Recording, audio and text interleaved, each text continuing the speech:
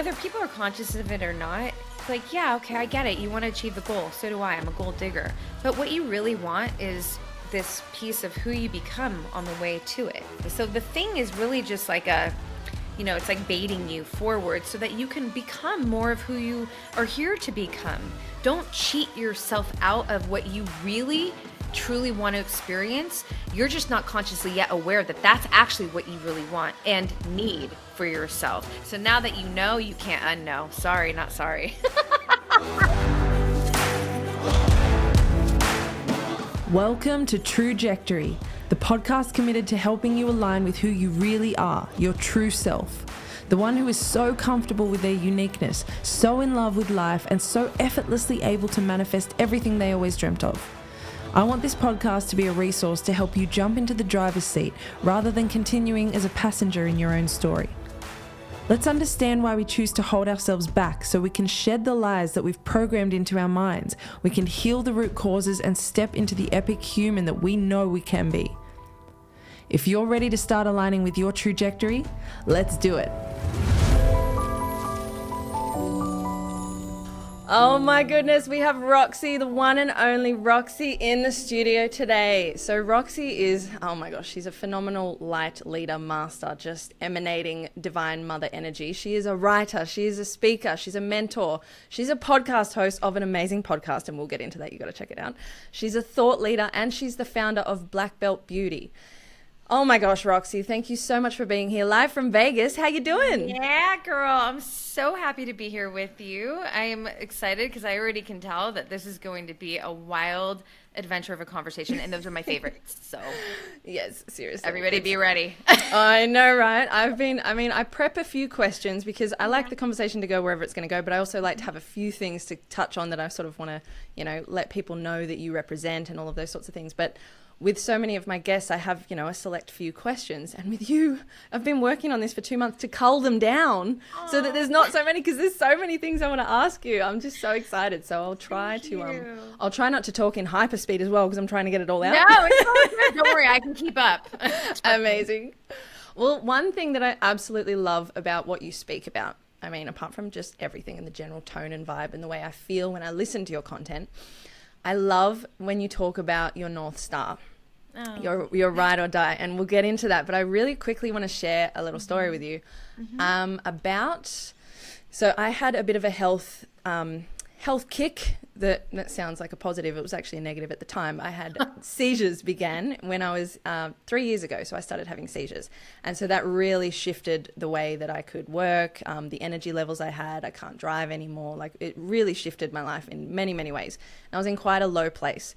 So obviously I was turning to meditation a lot at the time and a lot of inner work. And I did this meditation one time where it was a guided meditation by a teacher I was working with. And she took me to my future timeline. And it was working with Goddess Isis energy as well. So it was the ancient divine mother energy, right? I love your necklace. Yep. And so Goddess Isis took me to this chamber where, and the other thing is, I'm not really a visual person when I meditate, but this one was completely like Technicolor. So Goddess Isis took me to this chamber and she revealed my future self to me. And the power that this being had and the stoic energy was so, I don't even know the words for it, but it changed me. And what I've been doing ever since I saw that was sort of tapping in with that energy whenever I'm, going through a really rough time. And I'm remembering that is real and that is me and I will get there. But when I started hearing you talk about this, it was like the first person to ever understand how deep of a connection this is and how powerful it is if you can tap into that energy. So can you tell my listeners a little bit about that? Who is your North Star? What is that? Oh my goodness. Well, first of all, that's so special. I love that you shared that with me, and it makes me feel even closer to you. It literally makes my tears I just held back, because I know that feeling. I know it so thoroughly, so profoundly of that connection, which, we say future self, and certainly it is a future expression of you. More so because it's this expanded expression of you, right? It's you in full form. It's just all the parts of your being that are expanded. And when I say highest self, it's essentially the spirit aspect of you as well, right? And so she's not conditioned to the human condition. Yes. And one example of that, and I'll go full circle with what I was going to share and essentially your question, but one incredible example of that, my relationship with my future self is, there are times where I always communicate with her in meditation, but she's with me all throughout the day now too. But in meditation, that is our sacred portal to communicate with each other, right? And there are times when I go into meditation, and for any number of reasons, I might have an uneasy energy. I woke up that day, I'm hormonal, I'm facing a real challenge, like you name it, that I'm human, and I'm going to have these situations come around. She's never, ever in that energy, ever. It's like, and I remember when I first captured that, like, hold on, how am I coming into this? Like, you're me, I'm you. But I'm coming into this with this energy that's like kind of nervous because of whatever. I mean, when I first realized it years and years ago. But you are so stoic. There's so much composure and equanimity. And also that's because these are qualities that I truly value, right? And I every day I work to embody more and more of. So, but that's also for me a signal of, this is really the highest expression, because the highest expression of you, the spiritual part of your being, isn't going to be subscribed to, the human condition experiences that we have, right? So the origin story, and I'll move through it kind of swiftly, but keep in all the most important parts. My whole life I've been writing. Specifically, I'm a diarist and journaling, right? And this has really allowed me to develop a very, very powerful introspective relationship with myself. I think I came out with an edge in this zone because, it wasn't something that I was taught or directed to. I just naturally loved to go inward, right? And when I started journaling, that made it so much more fun and easy to go inward, right? Because it's like I'm using my hands, I'm, able to put abstract thoughts into form and say whatever the fuck I want to say, you know what I mean? Like just have honest conversations. And so, this introspective work would also be putting me on this path of self-mastery, self-actualization, to be someone who's very interested in, aspects of self-awareness before I knew any of this stuff, by the way. Like I didn't know self-awareness, self-mastery at this very young age, but now obviously I can look back and point it in those directions. But as I would grow up, I don't know if I ever did, as I would carry on in my life. That energy. I at a certain point I think it was like late 20s, I started to really, really understand that anything that we want to experience on the outside was going to come as a result of who we are internally and the relationship that we have with ourselves, right? Like your career doesn't make you who you are. You want to be a 7-figure badass entrepreneur. Okay, the career isn't going to make you that. You have to be that to experience that. And that's just one example, You want to be a very fit, healthy, athletic individual. Okay, well, you have to cultivate the mindset, the standards, the behaviors, the qualities that are going to put you in that position to become that identity, that, and embody all of that, right? So I started to really... in my journal, I just started thinking and writing out like, well, who is future Roxy? Like, what are these qualities that are going to create the life that, I want to experience? And that journaling became very consistent, like that specific aspect of my journaling. And such that like, I got a very, very deep understanding and clear connection of this future version of myself. And I would future pace at times, like, meaning like write as is, like I'm already her.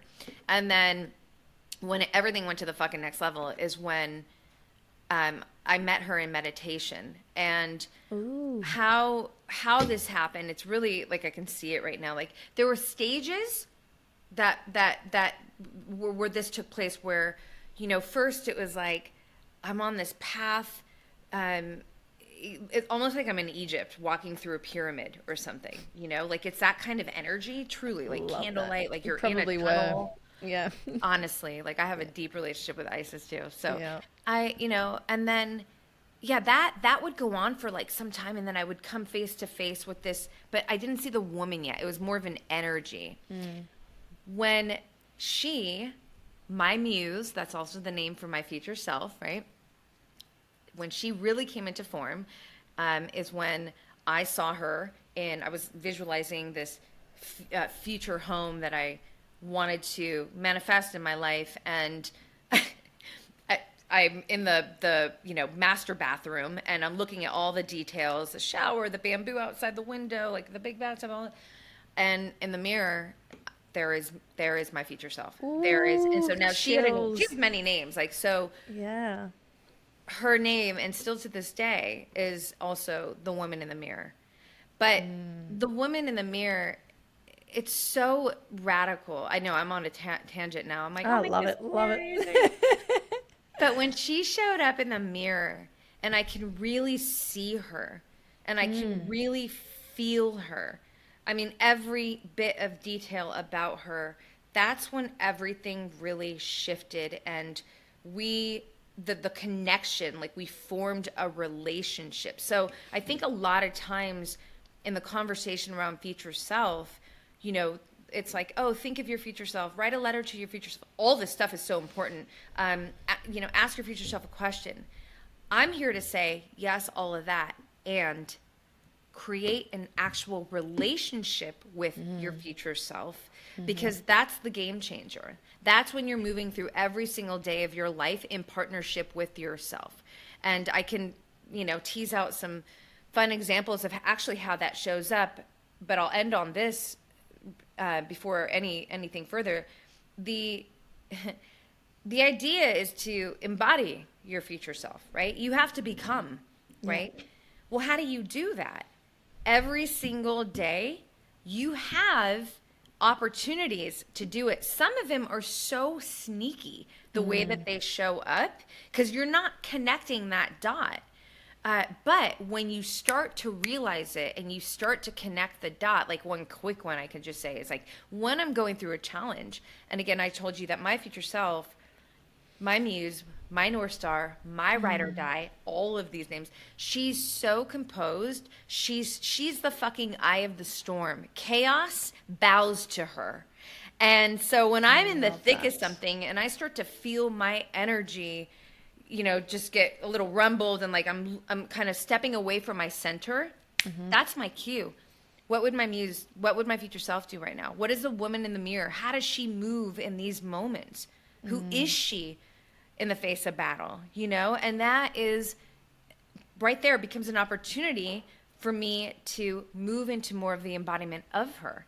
Right? Absolutely. And it's like you're coding yourself with more and more of her at every opportunity. It's like you have constant choices, and you go, I could have the 3D choice where I'm a bit frazzled and I choose my lower instincts, or I tap into her and take a little bit of that energy, and bit by bit you are becoming that person. But I love that you said about the calm, because that's what my vision was. And it was so like the level of calm was so like badass, powerful. Like that's the word, so powerful. I was like, how can she be she's just standing there, she's just stepped into this room and she's just owned it. She's not doing anything, she's not asking anything, she's not demanding anything, she has just owned this room. And I was so shocked that was me, and it was just incredible. So I love that. That's fantastic. For anyone listening, highly recommend starting coding that, because wow, that's just true power.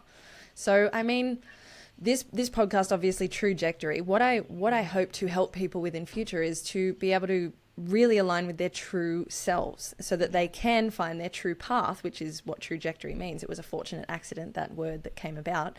But I know, right? It was actually a friend who heard it and went, hey, I've been searching for a name and I said it by accident. Yeah, the trajectory. And he's like, wait. And I was like, ooh, yes, yeah, that makes sense.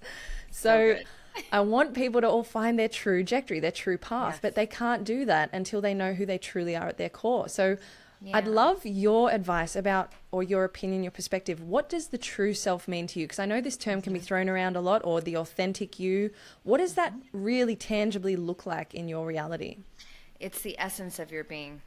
And the essence is the truth. And I speak about the authentic self all the time. And this is truly, truly, I get chills on my body, because to live a life of self-mastery, to become a self-actualized individual. So for anybody who's not really familiar with the term, it's like living from the greatest expression of yourself. Your ticket to entry into either or, self-mastery and self-actualization go together, right? You have to be your authentic self. You cannot show up as anything but the true you, and not just show up, but operate from your authentic expression, your authentic self. You're never ever going to be able to truly cultivate, for example, self-confidence. How? If you're not truly showing up as you, then maybe you're getting some kind of external, validation that makes you feel good, but it's not you. That, you know what I mean?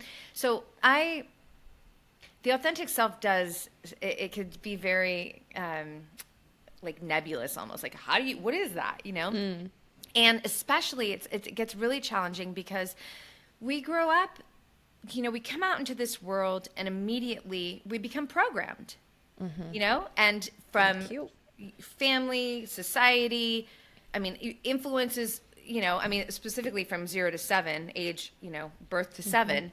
But then I think it extends after that as well. Like where, you're constantly put in this position where you are responding to the external versus really grounding in the core of your being and then moving from that beat.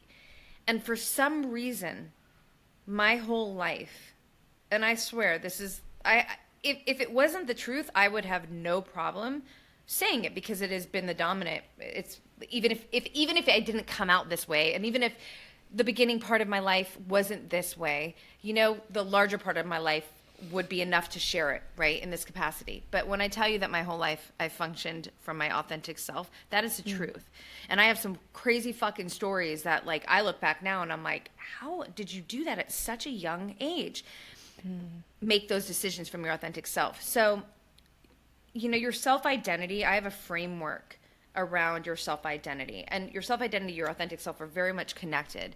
I'll share the framework because I think it really does help, because even when somebody hears self-identity, they might be thinking like, oh, my name, I live here and I like this is what I do. And no, that's not your self-identity. So your self-identity, from my perspective and my framework, is your core beliefs, your core values, your leading attributes, guiding principles, standards, and boundaries.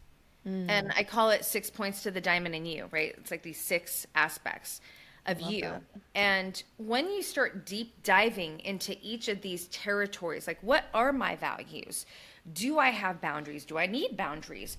All of this is inviting you to go into the truth of your being, where you are going to be able to connect with your authentic self. Not what she values, and I think I value that. Not what, I think I should do this at this level. No, like, what do I truly value? What are the standards that I truly want to be living from? What do I truly want to say yes to? And what do I truly want to say no to? That's actually my simplified way of expressing the authentic self. Because if how many times have you've been in a position where, I didn't want to say yes, but I felt guilty. Or I really wanted to say no, but I felt like I should, because if I didn't, I would miss the opportunity. Or, there's so many fucking reasons, right? And I say that your heart is the truth.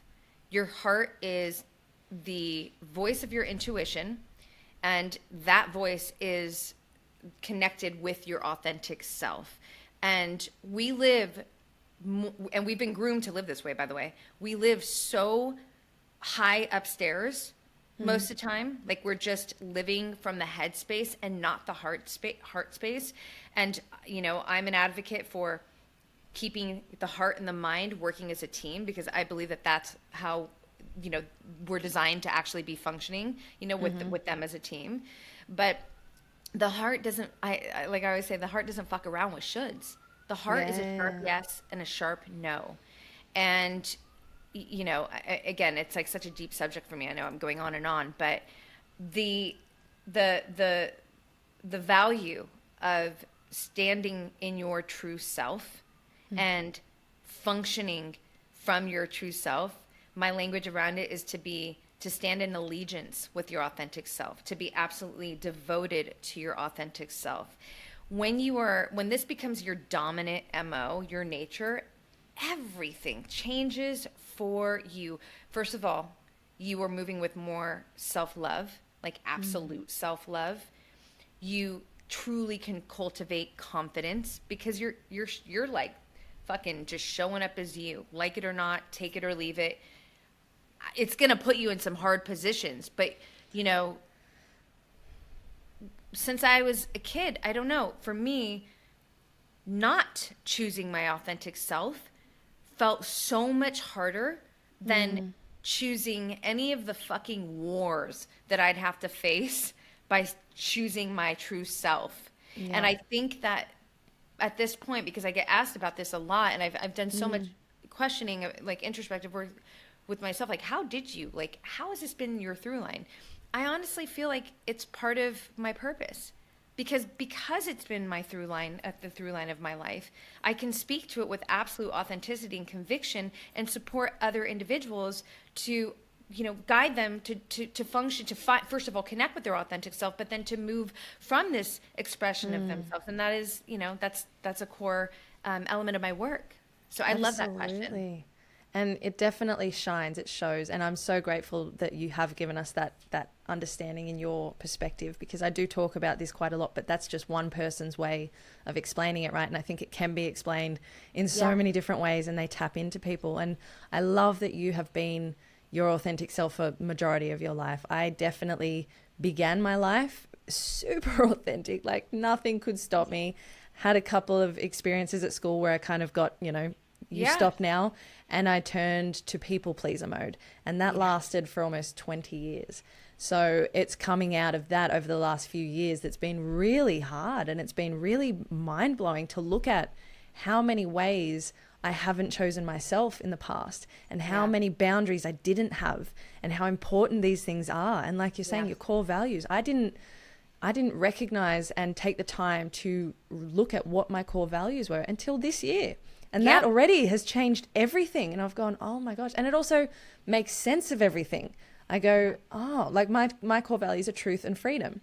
And it's like, that's why I want people to live the life that they want to live. I want them to be free to express themselves. And I want nothing but the fucking truth. Like that's all I want. That's all I will accept. But there are still moments where, even now that I'm aware of all these things, there's still so many years of programming of yes, whatever you want. Yes, whatever will make you happy. I'm such an empath as well. So if someone else is unhappy, I'm unhappy. So I'll do anything to make sure that they're happy. And then that can be taken advantage of by the wrong person, right? Absolutely. So when I see those patterns come up, it's like, oh my gosh, like, yeah, there's a lot of work that has to be done. And all of us have really got to take that authority and go, it's time. Like we really got to do this work. Yeah, no, I so appreciate that. And those are two of my core values too. Amazing. Yeah, I mean, freedom is like fucking everything. Right. But, you know, here, let's connect the dots. Your authentic self and autonomy actually go hand in hand. Because a lot of times when you choose to not function from your authentic self, it's because something internally is like imprisoning. You feel afraid of something. It's usually for that reason. If I don't do this, I'm going to lose something. Them liking me, this opportunity, this whatever, you name it, right? But then you're being owned right there. There's no freedom in that. You are owned in that moment. So and no one knows who I am or what I represent or what I'm bringing to the table. I'm just like a mirror for them, you know? It's like 100%. Yeah. And that I can tease that out now and say something, and I'm very specific about these words. I'm very intentional. But when you do that to yourself, you as in any one of us, essentially you're telling your true self, shush, go away. You don't matter. I don't see you. I don't hear you, and I don't feel you. And you know, most every one of us, what do we want in life? We want to be seen, heard, and felt. And if you're not even giving that to you, Do you see how this becomes a big, big, big problem? And I say that with compassion. I say that with empathy because, again, a lot of this is stemming from programming and fear. I'll tell you one quick story just because it is really powerful. And I didn't know it was powerful when I was a kid, but like later on, and I study cognitive science. Like I love human behavior. I always have been drawn to just, observe individuals, including myself, But this was really special. I was in the 4th grade and it was recess. We're on the playground. And growing up, I was this girl who was friends with the quote unquote cool kids. So you could call me like the popular girl. Although I was like friends with anybody unless you were a fucking idiot. You know what I mean? Like meaning like rude or like some kind of, right? But, even though I, would grow up and have these sort of groups of friends, I never was part of a pack. Like I always had my own kind of like a floater, can get along with everyone. Yeah, exactly. And this particular group of girls, again, they were like it's the popular girls, whatever. It's important to say that though because of what's coming. I get you. It was part of the programming back then. That's how we all associated things back then. It was big. Well, it still happens. Look at fucking social media. Are you popular? Are you like shit? That doesn't go away. We just built off that. We packaged it differently. Let's be fucking real. Sorry, I have very spicy language, and but I think you love do it. that for me. This is about the truth. Come on. Yeah. Well, so we're on, the playground and it's recess and, I've got these, so it's like 4 of us girls. And there was one girl in this group that was really like a bully. She had this kind of bully energy. And on this particular day, in this moment, she was super dialed up on the bully thing. And, there was this quiet, introverted Asian girl who was close by playing handball with herself. Not bothering anybody, just doing her thing. And this girl, Katrina, like decided that she was going to just pick on her. Like, oh, look at her playing with herself. Like, oh, like, and then the girl, I'm looking at the girl and she can see it. She can feel it. We were super close. And I can see her just trying to ignore, but like, it's like a frequency thing. You understand this because you're, like you said, you're an empath. You can feel energy and so can I. It's my first language. And I'm looking at the girl and I'm like, oh man, like it's still like my hair just stood up right now. And then I'm looking at the other girls in the group. Katrina's getting louder and I see, this is like a mean girl, like that movie Mean Girls. These girls are like, haha, like I can tell that they're uncomfortable because they don't really like this, but they're not willing to also show the truth to Katrina because she was like their leader. She wasn't my fucking leader though. And I'm looking at all this and it happened so fast. Obviously this is a very impactful moment. I'm 45. This was, I was, 11 years old or 10, whatever it was. And I'm looking at this situation. Now, let me insert this. This is very important. Humans, we come out and to be a part of the tribe from, just a primal, the way we're built, a primal perspective, like you don't want to get kicked out of the pack, right? It's dangerous, right? And our system is designed to, make sure that we don't move into that danger zone. So it was very risky, right? Even though I'm not consciously aware of all this, it's very risky for me to, stand up and move away from the pack kind of thing, right? But this goes back to what I was saying to you, that the pain, the challenge of not being true to myself, that was some shit that I just couldn't do. Like so I looked at the situation, she's getting worse, this girl's feeling sadder, these girls are just totally uncomfortable. And so I walked over to the girl who was playing handball and I started playing with her. And fucking Katrina, whoever you are, wherever you are in the world, I hope you listen to this. No, I'm just kidding. Just kidding. I love that. You're just making me cry. That's right. See, I'm waiting for the story to be, how did you stand up to Katrina? What were the words you used? What were the tones, the physiology? But no, brilliant, brilliant. You chose love. I did, and then but she did not like that, and of course not. Yeah, and I knew. It's chess for me. I'm like, I know when I do this, she's gonna get but now I want you to do that to me, girl. And that was my energy. Like you think you can do it to her, okay, but now do it to me, because you can't do it to me. And I've always had that samurai energy in me. I'm all love. I am just totally love, fierce right? love. Yeah. Yeah. And so, and she didn't like it. So then she started, doing her thing to me, and I wasn't having it. So I went toe to toe with her, got right in her face. And then a teacher came right between us, and that wrapped up that story. Yeah. But you know how special that is for me later in my life to recognize, listen, if I chose to stay quiet, if I chose to act as girls, there would be nothing, quote unquote, wrong with it. I'm choosing survival, essentially, is how you really have to look at it, especially at such a young age. Oh, yeah. But that's where I kind of like trip out on myself, and that's just one example where it's like, no, I wasn't going to put up with that.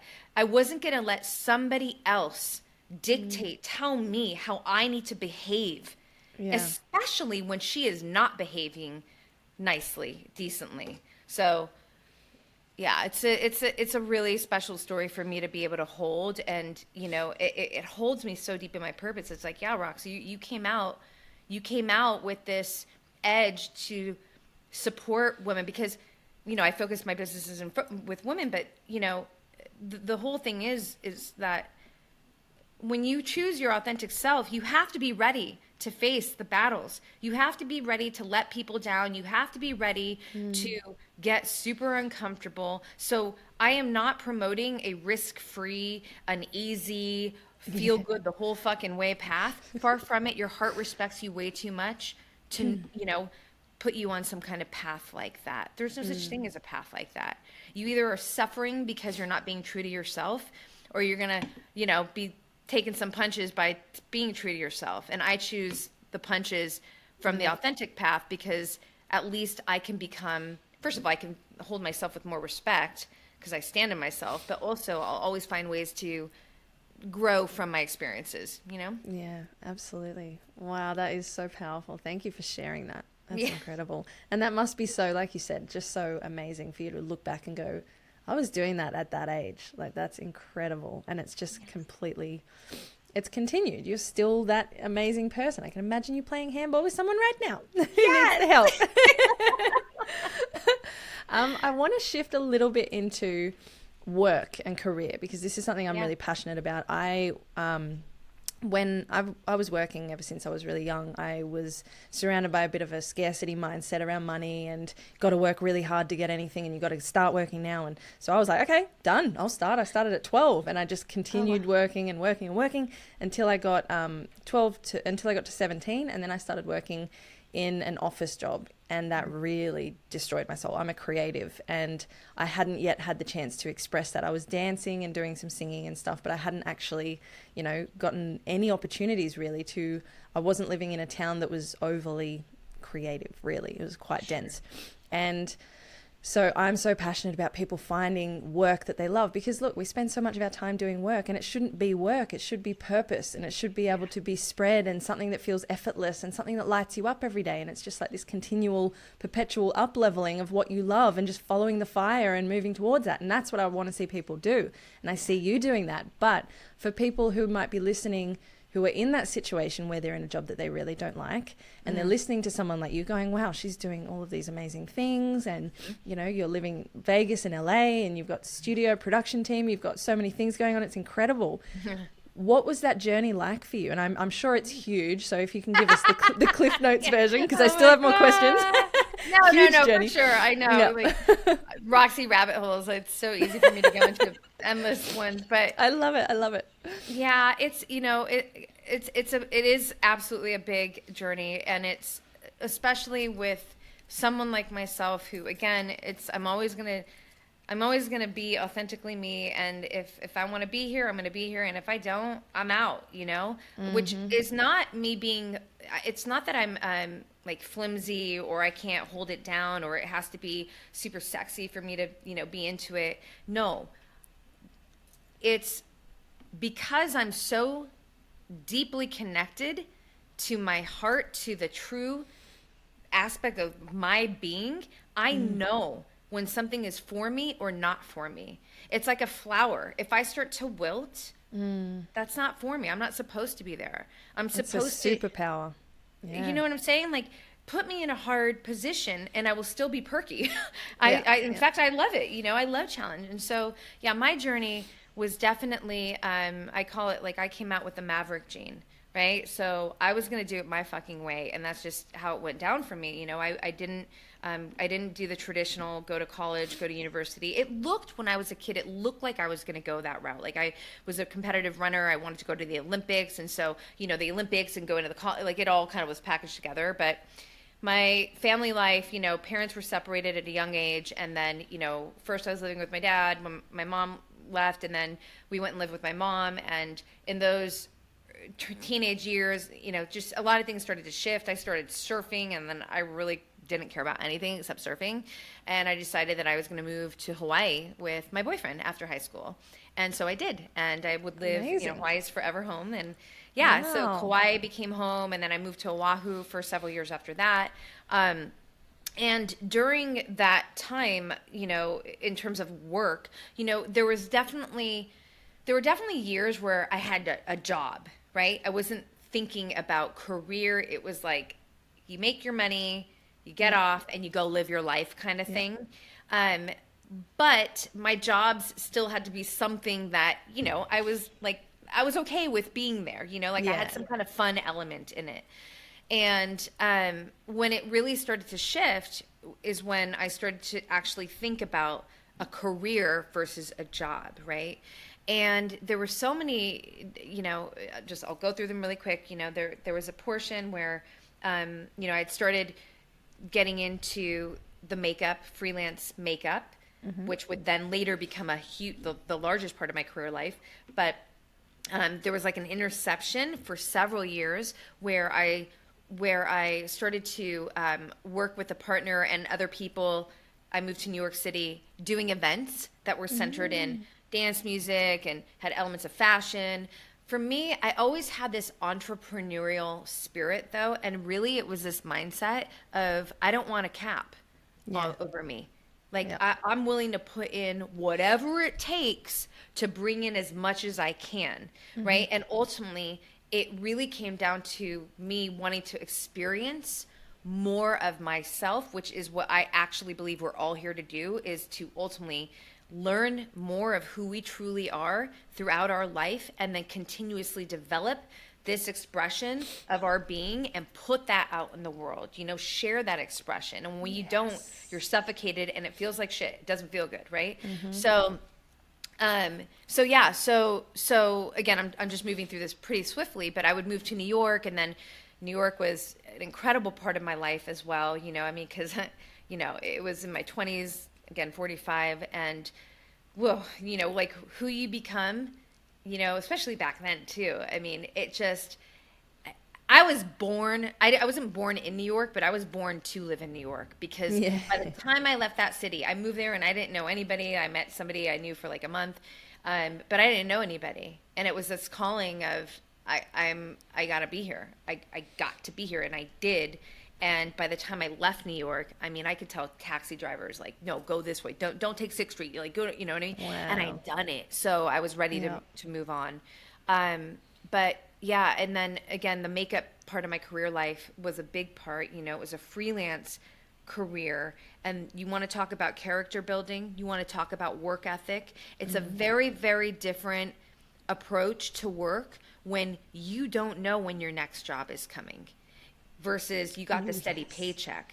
Because if you don't hunt, and if you don't do what's necessary to get the job, to create the relationships, to keep it growing and growing, I would get to the top 1% in my career before I would evolve into now, which is now it's just all purpose. It's all, you know, kind of rest of my life shit, you know? Yeah.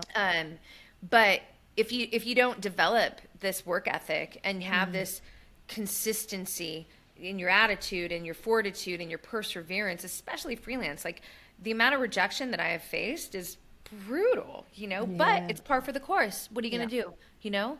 So resilience building. Absolutely. And so, I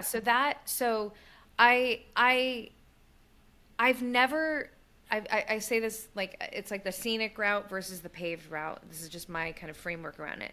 the scenic route. There's no signs to guide you. It's beautiful. It's alluring because it's like, holy shit, like what is in there? It's uncertainty on a whole nother level. You have to turn inward for the signs, which to me is where you really want to be, because this means that you're having to listen and move from your intuition. This is where you cultivate self-trust, right? This is where courage is a constant for you, right? Versus the paved path, which is all the signs are there on the freeway. Turn right, exit here, go here. Now, I do want to say this. It's not one is better than the other. Everybody it's bio-individuality. Some people's nervous system and soul even are designed to take the path that doesn't require that same level of, holy shit, how am I going to pay my rent? Like you have to be ready for that. And that for some reason, like I was just like, I was just more, it like beat me down a lot of times, but I was built for that path. So I say that because wherever anybody is where they are. The most important thing is, are you being true to yourself? That's the most important thing. If working with a company that you feel fucking great being there, and or maybe it's not your favorite thing, but it's serving a purpose because just outside of that you have this other thing that you're working towards, then you're leveraging that job, then that's valuable. So there's value in any area, and I just want to be very clear when I say that, because there's the only way that you are going to be you're disservicing yourself is when you're not being true to what you truly want to be doing, you truly are. That's so spot on. Oh, thank you for that. Yeah, it's absolutely right. And it's so true. There's some people are, I think it's spot on when you tap into the nervous system. Their nervous system might not be built for that. And I do see a lot of, because I film with a lot of different companies and organizations, and I'm finding a lot more companies now are becoming more conscious, and they're really putting the time and energy and effort into making sure that their staff are okay. I even have one client where they're not allowed to call them staff. They call them the fun squad. And that's and if you say staff and if you say customer, it's a guest. They're supposed to be guests and the fun squad. And if you say customer or staff, you have to put $1 in the jar. And then that goes towards everyone having a drink at the end of the week. I love that.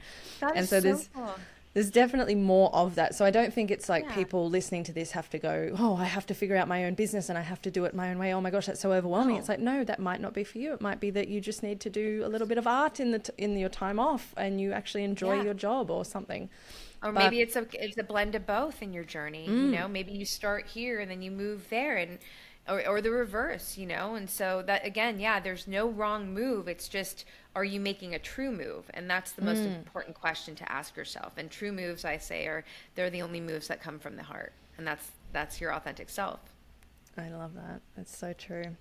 So if we can, I'd love to tap into the 3 C's. So this is something I am always curious about with my guests, because it's something that I took a really long time to get my head around, and I'm still working on these things constantly. I think it will be a work in progress forever, right?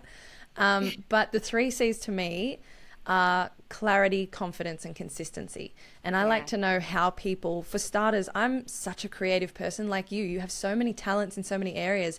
One of the biggest things that stifled me for so many years was, I want to do everything. I want to do this and I want to do that. And then so I would do a little bit of everything, and I would feel like I'm getting nowhere because I'm only tapping into tiny little bits. I'm not going all in on one thing. But then if I did go all in on one thing, my nature is to need variety. So there's this constant like back and forth. So let's start with the first C, clarity. How would you recommend for other people if they do have multiple passions? Like, how did you find your clarity around your purpose, what it is that you're working towards? Yeah, well, I think it's, first of all, a great question. It's not a button that you push and you get the answer. It's a process and it's a journey. So just accept that. And that already takes the pressure off immediately. It's like, you're not just supposed to have it figured out. You have to figure it out, which means that there's actions involved. You have to sift and you have to sort. And, when you, like in my business, I have my podcast, but I'm a writer as well. And so I'm authoring my first of several books to come. I have a whole digital business, you know, with a digital community, digital courses. And by the way, each, like, it takes so much, especially when you're creating with integrity. I mean, Instagram, that's its own sort of It's a business. part-time job, honestly. Yeah. Exactly. And so, you know, it is very important to be able to decide, like, where are you going to put most of your energy. And I don't think, again, it's something that it's just going to come easy and natural. I think you have to try and you have to experience how you feel. The more, okay, the perfect insert for something that I'm always plugging and forever will be. Love it. Journaling. Journaling. Can I just say, before you Yeah. continue, Yeah. I am journaling because of you. I have been trying to journal my whole life. I've always heard about it, but the passion that you spoke about it with, and you're about to do this, so I'm not going to get in the way, but No. I have started journaling, and I've been doing it That's for so like awesome. over a month now, and that for me Well, is huge. Well, but before, okay, and I will go back there. I know how to put pins in. But Okay, good. what has it done for you so far? Well, it's, for one, it's getting everything off my head. It's also allowing me, I have a really scattered memory a lot of the time, or maybe Yeah. that's a story I'm telling myself, but I feel like there's so many things that I do in a day that I forget that I've done them. So I have this nature to be quite hard on myself, quite a hard taskmaster sometimes. It's something that Yeah. I'm trying to soften. I've been in my masculine most of my life, so I'm trying to tap into the feminine now. So it also allows me to relieve that you haven't gotten anything done today, because actually I look and I go, oh, I've done so many things. And the other thing I'm working on right now is encoding so many new amazing habits into my daily life, to the point where they're just encoded and they're just locked in. So Yes. it's not even a question. Like, my morning routine has gone from doing, you know, a smoothie to now it's a 3-hour morning routine, and it's non-negotiable, and it changes my entire day. So also having that accountability every night, going, I want to be able to write in my journal before I go to bed tonight, yes, I did do that thing I promised myself, yes, I did do this, and my confidence is building more and more every day, because I'm backing myself and I'm doing the things that I say I'm going to do instead of just saying it. And it's like, so that's a few things of many It's more. so good. Listen, I mean, there's endless research that validates the power of journaling for our psychology, our vitality, spirituality, goal setting, goal achieving. The list goes on and on. And because I have been doing this for pretty much the entirety of my life, you know, I really am so passionate about speaking to it, because it truly is what's helped me become the woman I am today. Because it is this constant conversation with yourself that's so honest. And that's why actually a lot of people don't journal too. There's many reasons, but this is pretty much and I've talked to thousands about journaling, but it's hard to be honest with yourself, you know, and especially when you're recording it, it's like, you can forget about shit in your head. You can make up a different story. I didn't say that, all right. But you can't erase what you wrote. It's there, you know, but that's the best part, because we know that, you know, self-awareness is the greatest agent for growth. Being honest with yourself is a must. If you're not being real with yourself, you will never grow, right? So when you are in the space with your journal, you are operating with authenticity, your honest self, and you are allowing your self-awareness levels to expand and to become stronger.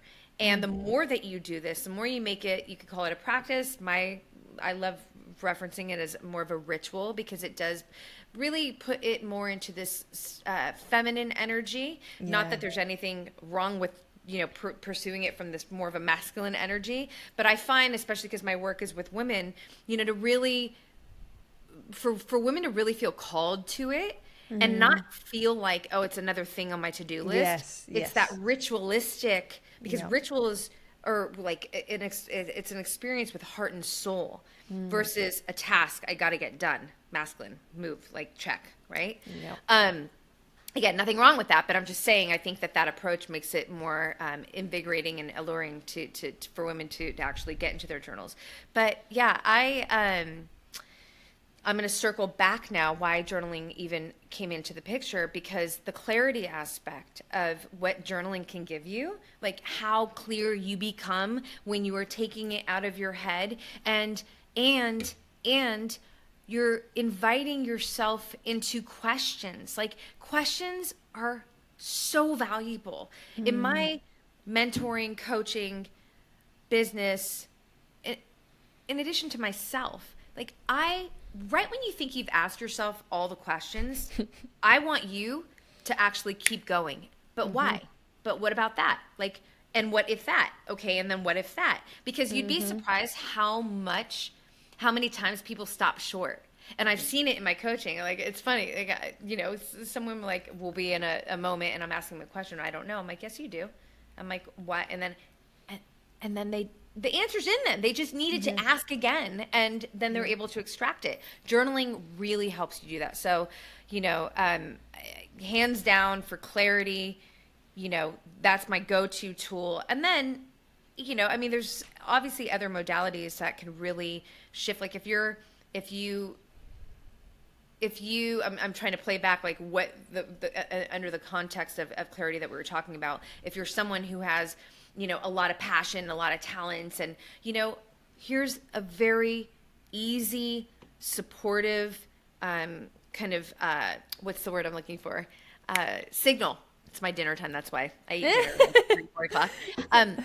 Love it. But what gives you energy versus what takes energy, right?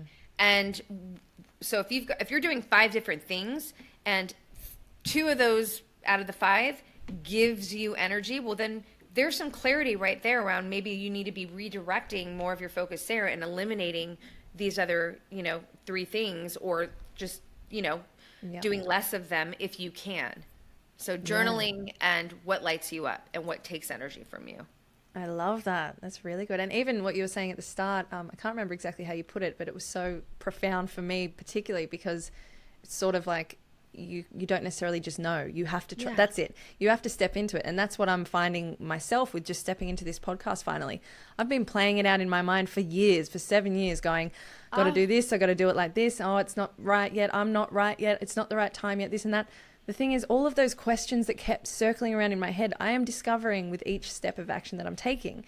And every step that I'm taking, there are new questions that arise, and then I'm solving those problems as I go. But I wouldn't even have the opportunity to understand those questions or those answers if I didn't just start. So I think that's such a huge one as well. Just find it out as you go, rather than being really hard on yourself and going, it has to be crystal clear before I start, because we're messy, right? Boring.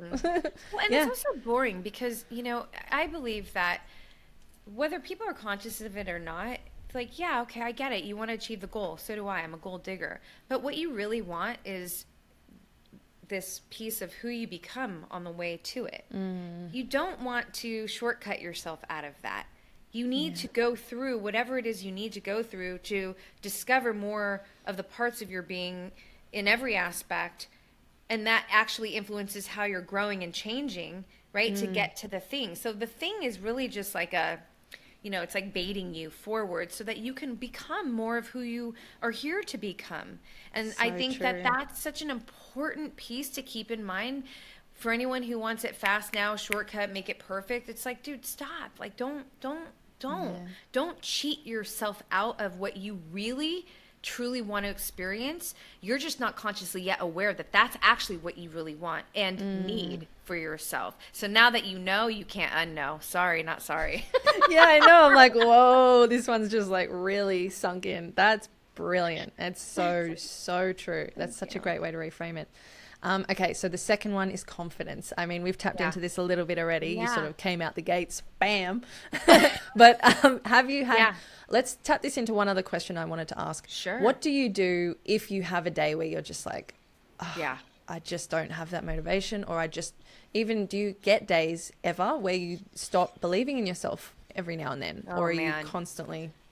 Yeah, well, so a couple things, because I don't ever have a day where I don't necessarily feel motivated, right? Motivation is very intrinsic for me. So, if I'm actually tired, then I'm really tired. And I, because of the way that I show up every day, I can honor that tired because I'm like, oh, well, that makes sense. You know what I mean? You've been doing this, whatever.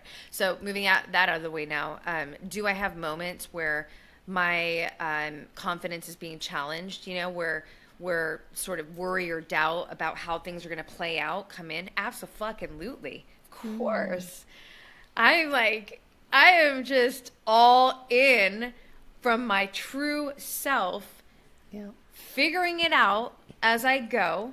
And with holding a very steady vision internally within me that guides me, i.e., my future self, and then the life that she has created for herself. So that stays very strong. But yeah, I mean, every single day, especially when you're really being who you truly are and really sharing your truth and creating from this authentic expression of you, there's no way that I think anybody escapes these moments. I think for me, so what do I do? Well, first, oh man, there's so many things, but the most important thing that I think to before I go into this list is I know the truth. I know the truth. The truth is, it's so deeply programmed in myself that when these moments come, I literally say out loud, I would talk to myself out loud all the time. It's a different experience that you give yourself, and it's very powerful. But, I'll say to myself, like, you know the truth. You know the truth. The truth in you knows. So stop. I also, because I study neuroscience and, neurobiology, studying the brain, understanding it from a scientific, mechanistic standpoint, and then, infuse like hormones, understanding the biology, which is another subject that I deeply am passionate about and have become well versed at this point in my life. All of that stuff really helps because it's not just an emotional experience now. I can look at it from a clinical perspective as well, and I can understand, and that helps me be more rooted in my mastery to say, like, hey, you know what? I understand why this thing might make you nervous right now because you just went in harder than you ever went in, have ever been, put yourself out there, example, whatever. Your nervous system is acclimating right now. Things feel more risky right now. So I can talk myself through these moments. I certainly, again, will turn to journaling. I certainly will get out in nature and connect with the ultimate truth, which is raw nature, right? We are nature, right? But humans just wanted to separate. But, the natural world is always going to put things in perspective for me anyways. When I look up at the moon and I just see the truth and how everything in the universe is always growing and working together. And I know that I am the universe. There's no separation. So right there, that roots me back into the truth of my being and calms me down, right? And then there are other methods, I can get physical. I can go see, like, just, go get it in the gym, like, and I'll fucking push myself. I'm like, that's the truth. And of course, my loved ones, if like I really, it's like you call your family, and I'm very fortunate that I have strong counsel and teammates, but this is kind of full circling it, but one of the best aspects of having this relationship with your future self, your highest self, is that you cultivate the ability to self-soothe. Oh man, I turn to her and she holds it. And by the way, I didn't want to say this too. This is my experience, might not be everybody else's. Like, she's so warm and she's so loving. But even recently there was this narrative that I knew it was bullshit. And it was, it was something in my personal relationships. And it was just like ruminating. And I'm like, God, I'm like fucking mindset, Jedi, like this. Yeah. And it was still going. How did this get in here? Yeah. Yeah. And well, no, not even that. It's just like, how is it still going? Because the thoughts will come in. But usually I can, like, Keanu Reeves in The Matrix, like I'm mental jujitsuing, But this one was just like going, and I'm like, oh my gosh. And, I'd meditated with the future self, like high self, my muse. And then at one point, it just was so like sticky that she goes, okay. She goes, that's not the truth. I know that's not the truth. But for some reason, you're just holding on to it. So, all right, let's pretend it's the truth. Now what? What do you want to do? Okay, that perspective that you just can't seem to separate from right now, that you keep running in your mind, go ahead, it's the truth. What are you going to do now, Roxanne? What do you want to do? And I'm like, I'm saying, like, I work really well with bottom lines. And so the bottom line business that is a form of the love and the support and the coaching that comes from my highest self, my muse, as a result of me developing this unbreakable relationship with her. I'm just saying, like, it's fucking priceless, especially in those moments. You know what I mean? Because it snapped me out of it. I was like, yeah, well, what if? Okay, what are you going to do? You're not going to just roll over and be like, oh my God, you're going to, you're going to do this, that, whatever. And then I moved past it. Yeah, exactly. So. Wow, that's so beautiful. So it just reminded me of just the other day I was having a bit of a moment, and I was standing out on my balcony looking at the moon, and all of a sudden my left hand started sort of like stroking my right hand, and it wasn't me. And it was like, and then instantly I was realizing I was tapping into my future self, and she was just there holding me, and it was so powerful. I was like, what is so badass happening? Yeah, it was beautiful. The fact it was my left side as well. I feel like my right is more masculine, my left was more feminine. It was just holding and just like reminding me, just be here. I was like, wow, okay. That's beautiful. So beautiful. I love that you have that. Yeah, me too. And it's growing every day. But like, thanks to you as well, you've reminded me of how powerful it is, and just to remember to keep tapping in. So look, I don't want to cut into your dinner time too much. Do we have time to, because I'm the same. I eat at 4 as well. It's important. Yeah, like 3, 4. Cause I've been up since 3. Oh my gosh. Yeah. But I mean, it's just my clock. Like, no, we're totally fine. Don't worry. I had a little ground beef before because I was like, just in case. Yeah, I love being here with you. Yeah, you're I'm good. Loving it as well. Thank you, love. You're beautiful. Of course. So consistency is the third C. So how do you maintain consistency, right? Yeah, consistency is a fucking turn on for me. Amazing.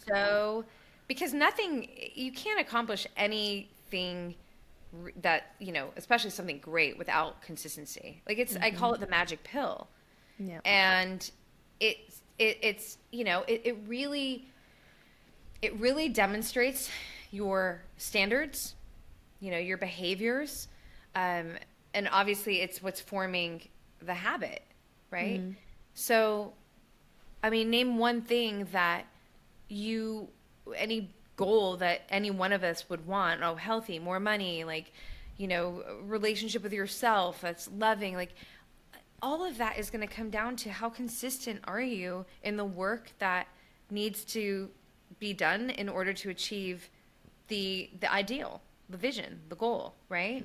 So it's not easy. It's actually, I've identified it to be as one of the most difficult things for individuals to actually cultivate and to uphold. Why? Well, there's lots of reasons, but number one, there is, and I'm not being judgmental, this is just my professional observation and just being a, human behavior geek. But there's a lot of issues around discipline, and it's becoming more and more of a challenge. And that's part of, how our society is now set up, like the dopamine, like pull you this way, like attention. It's becoming harder and harder, more challenging to cultivate discipline, the discipline that's going to help you be consistent. But discipline is the money. Discipline is, to me, it's so sexy.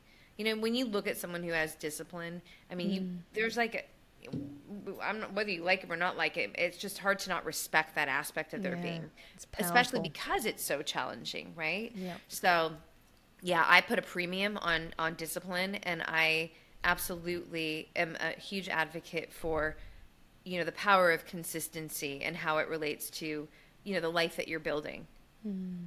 Oh, that's fantastic. It's so true. I see it as the bridge between where you are and what you want. And that's the thing. But like you said, it's the discipline. And again, I took such a long time to get to this point. I would have discipline for a certain amount of time, and then I would feel as though I wasn't getting the return that I had expected because my expectations were driving things rather than focusing on the long game and heart-based, goals. Yeah. And this was the pattern that I kept falling into over and over again. So I would start something and it would be looking great, but I wouldn't get the feedback that I had expected I should by this time. So that's not good enough. Stop. Let's start on something else. So I ended up starting. One day I'm going to have to make a list of how many things I've started. And it's all, it's beautiful. It's part of what's created the person that I am now. But the discipline is what has changed everything. Even I've got the piano behind me now. It took me years with a piano sitting in my room for years and years, probably 10 years before I even started, because I had sort of told myself this story of well, you're not going to be disciplined at it, you're not going to get there, so just don't let yourself down, you know. But it was always there because something in me was saying one day you will get that discipline. And just, you know, doing 10 minutes a day, I can play piano now with two hands, doing different things and create songs. Badass. It's amazing. People overestimate, you know, I love that you said, like, even, you know, a few minutes a day. Like, one of my quotes is, inches make the mile. And there's so many, you know, it's constantly overlooking the micro, but the micro builds the macro. Exactly. And honestly, like, the difference between doing a little and doing none is huge. And not just in respect to the thing that you're doing, but also into the relationship that you have with yourself. Because now you're demonstrating to yourself that your word and your actions, they're not aligned. And so why would you trust yourself? Yep. If you say you're going to do something, well, you don't really have proof that you're going to show up and do it. But even 100%. If you show up and you do it for 5 minutes, you have proof that you said you're going to do the thing and you did it. It doesn't matter if it's an hour. So I like to present that as well, because rather than just thinking about, oh, the goal, like, oh, the gym, you know, no, think about it also from this internal relationship that you are building with yourself, whether you're conscious of it or not. You're in a relationship with yourself, you know, but you want to be in a relationship where you have reverence for yourself, where you are, you know, somewhere your actions and your words are aligned. This is where trust is built. So don't just look at the pursuit, you know, don't just look at the thing that you're doing, but look at it always from the internal experience that you're giving yourself, because that internal experience is shaping your entire life. Yeah, that's so true. And it's so true. I had that mentality constantly on the end goal rather than being present in the process of it, and just, you know, doing this 5 or 10 minutes a day and not going, I'm going to do this 10 minutes so that, you know, 3 months from now I'm at this level. It's like, no, this is part of my daily practice now.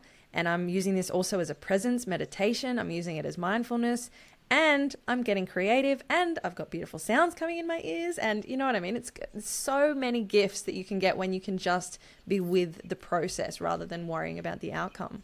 100%. Yeah, it's definitely, I think, where it's such a more powerful and giving experience when you can be in the moment and cultivate presence with the experience that you're giving yourself, with the actions that you're, you know, participating in. Yeah, 100%. Absolutely. Okay, final question for you, my love. So I would love to know if you can share with us a couple of your non-negotiable daily self-love practices, so that people who may not have some of these embedded into their life can sort of go, oh, this might work for me. Yeah. So what are your favorites? What a beautiful question. Well, so I have to start by saying it's self-love, right? So this is my version of love for self, right?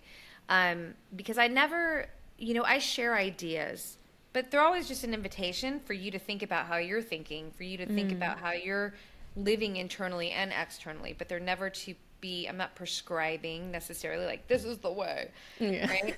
So I just want to say that. But for me, self-love is, first of all, it's always making space to go inward first. Like, I have a whole flow of my day. It's like yin, yang, yin, you know. I wake up really early, just no alarm clock. It's just my circadian rhythm, you know, anywhere from, it could be 3, 4, 5, depending on, you know, energy levels from the day before, you know, how I expended it. But I always start my mornings with quiet, me, reading, journaling, meditation, breath work, and that connectivity with self sets me up so powerfully for my day. And it is all an act of self-love, right?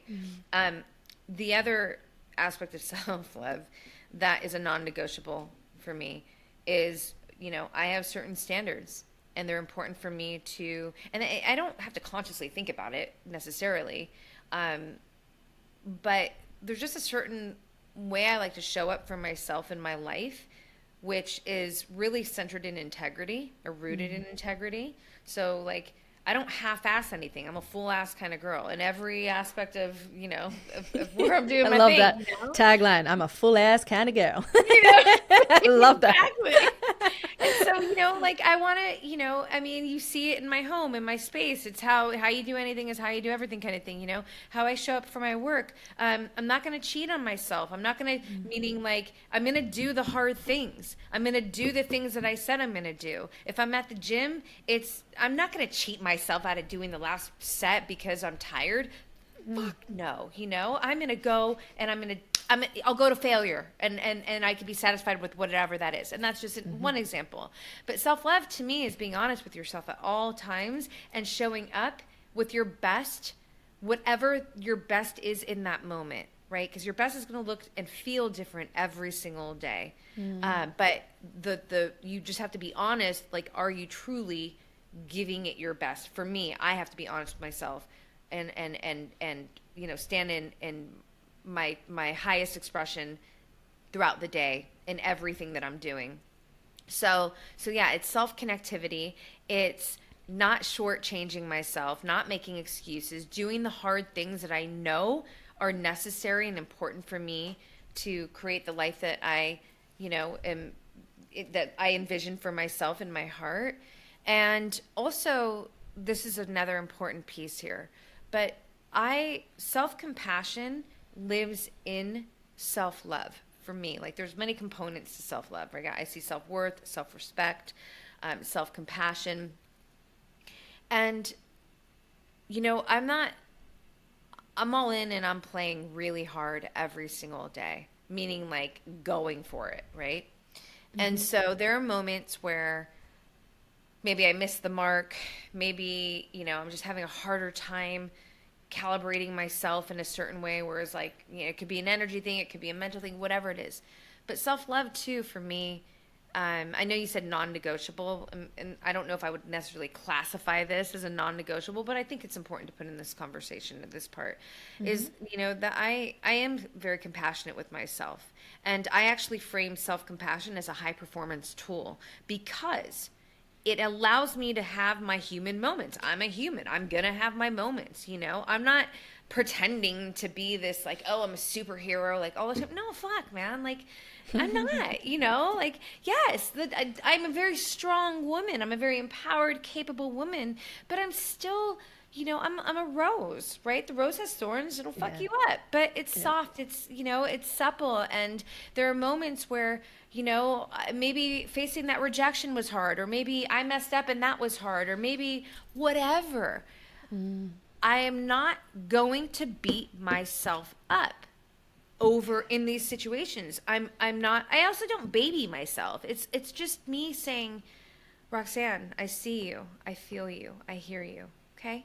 And that acknowledgement is it's like, it gives you so much energy, because you think about it, like, again, you want it from the external, right? Like, what does it do when you get that from the external? But when you can give that, provide that for yourself, from yourself, and self-compassion allows you to do that, you don't get stuck in the hard shit. You don't get stuck in the messy headspace stuff. You can process your emotions. You can process the moments with so much more strength, and you're able to move through them more powerfully. So self-compassion is, it's very activated every single day in my maverick lifestyle. I really, really love that one. Definitely. I'm going to sort of pay more attention to myself in that respect, because I have seen the shift. Like, I've actually labeled this phase that I'm in, me starting the podcast and starting doing more content on social media and everything, because I had 2 years off social media completely, where I just was very much hermit life and just focusing on me. And now stepping into being a bit more public, I've labeled this phase my clunky phase, and I'm allowing that space, going, don't expect yourself to be perfect, because I wouldn't have done it. I was too much of a perfectionist, and I definitely used to be a professional at beating myself up. So that self-compassion is huge, because like you say, you've got your own back. Then you're not, you're just supporting yourself. And that's it seems like such a simple thing, but I think that's very underestimated. Yeah. I just want to share this with you, because I think not only for you, definitely for you, but also maybe your listeners, but we're for the most part, I think we all, when we're children, it's like the larger majority. I don't want to speak in absolutes unless I know I can. The larger majority, we're really raised on a behavior level: good, bad, don't do, You know, Yeah. it's like, Yep. it's not, we're not necessarily groomed to, or I wasn't made by family, like, let's connect with your emotions. Let's understand your emotions. I mean, we're getting to like more times where this stuff is more, gratefully, it's happening more. But where I'm leading to is that I think more often than not, you know, people adopt this judgment, this lens of judgment on themselves, because especially when you're growing up and it's this behavioral, like, you're being judged for what you're doing, right? It's not necessarily like a, you know, I'm not saying like parents mean to, you know, They mess up do their what they kids or can anything, but it's just, with the knowledge they have, right? They don't know the damage they're exactly. doing. Yeah. So you know, when you think about self-compassion and you think about, like, even in the case of the perfectionism, I mean, all that really is, when you break it down, is you are just judging yourself so hard. You're just fucking judging 100%. yourself. And 100%. I invite, you know, the women that I mentor to remove the self-judgment. And I know it's not easy, but I'm still inviting you to do it. You know, do hard shit. It's good for you.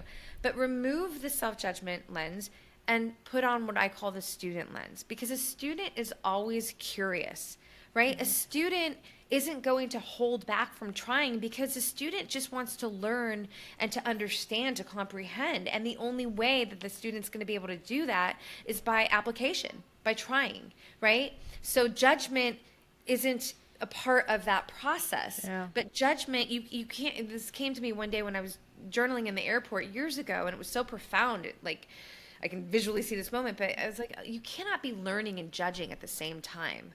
So what do you want to do? You know, like, do you want to be learning, or do you want to be just holding yourself in this prison Yeah. of judgment? And then where is that taking you? And how is that making you feel? Not fucking great. 100%. And that, I mean, know? that is the catalyst. The self-judgment is the catalyst to then turn to distractions and self-sabotage and addictions and all of those sorts of things. And it's like, Yes. is so spot on. This being more of a learning mindset. I love just being called the student, like, rather than having Yes. to know these things, just constantly learning. One of my favorite, Bob Proctor, do you know him? One of my Yeah, of favorite course. teachers. Yeah. Love his teachings. He says, So great. when they ask what he wanted to be remembered as when he's gone, which he has now, and he said, as a student, I just want to be remembered as a student. And I was like, that is just so spot on. That's perfect. It's because this is just my interpretation, but again, I believe we're here to learn all the facets of our being authentically, and to evolve from the learnings, evolve as in, like, creating, you know, our authentic self into the highest expression of ourself. That's what Black Belt Beauty, by the way. Black Belt Beauty, the meaning of Black Belt Beauty, it wasn't, yes, I trained jiu-jitsu. No, I'm not a black belt. Yes, I had a career. I'm a beauty expert, but no, it's, you know, it's, you know, this idea that, you know, to be a black belt is the highest expression. It's the highest standard, right, in martial arts. And to me, when you are living from the highest expression of yourself, you are living a beautiful life. So that's where my poetic, you know, writing, the writer in me was like, oh, Black Belt Beauty. But, you know, it's really, I think it comes down to people, you can hear, like, I'm a student of life. Totally. But now I say student of life. How about student of yourself? Because right there too, you actually take a lot of pressure. If you're just always trying to learn about yourself, you're more forgiving when something doesn't go right, because your fucking class is in session. 24/7, 365. Yeah. You know what I'm saying? Yeah. Oh, that's beautiful. Honestly, there's so much wisdom in this episode. I'm so grateful for your time, Roxy. Thank you so much for being here. Oh, you're so welcome. No, honestly, thank you. It's so, you know, when there's real connection, I mean, this is just what happens, right? It's just constant flow, and the wisdom is flowing both ways. You are a well of wisdom, and I'm so happy that we've connected and can continue connecting. And I'm so proud of you, and I'm so happy that you're doing this, because you deserve to not be quiet. You know, you deserve to share your magic, and the world is a better place as a result of it. So this is really, again, it's about the podcast. Totally. But it's really about you recognizing yourself and honoring the recognition of yourself, and continuing that journey and allowing that to bring you into higher states of yourself, and then sharing that with the world, because that is where you are the greatest contributor to this life that we're living. So thank you for showing up in your true self, and, you know, holding the space for all of us to be here with you. You're amazing, honestly. Your work is, you're being my mentor without even knowing it. So I'm just so grateful for all of the work that you're doing. Keep it up. I know you will. You don't need to hear that.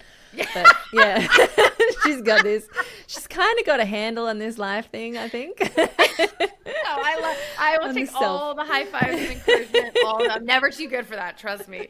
Thank you so much. Honestly. All right. Well, I will talk to you soon. Wait, before that, how can people get in touch with you? What's the best way for them to get in touch? Yeah, so ROXANNESAFFAIE.com is the mothership where all things podcast, I mean, you can just, and resources are there. I do want to share this because Future Self was such a big part of the conversation. I have a free guided future self meditation and supportive guided digital journal that any one of your listeners could go to. We'll send you the link if you want to put it in the show notes, because it really, I mean, the feedback has just been tremendous, but it's a 15-minute meditation, so it's not too long, but it really has been supporting a lot of women to connect with their future self, and then the journal as well. So yeah, and then Instagram is Roxy Look, Black Belt Beauty as well, but Roxy Look's my personal, and then of course podcast is The Roxanne Show, and it's available anywhere you can find podcasts, including YouTube. So thank you. Amazing. And I will definitely put all that info in the show notes, and I will be getting one of those meditations for myself. Thank you. I'll get a tap into that. That sounds amazing. But anyway, I will talk to you soon, my love. Thank you so much. Thank you so much. Bye.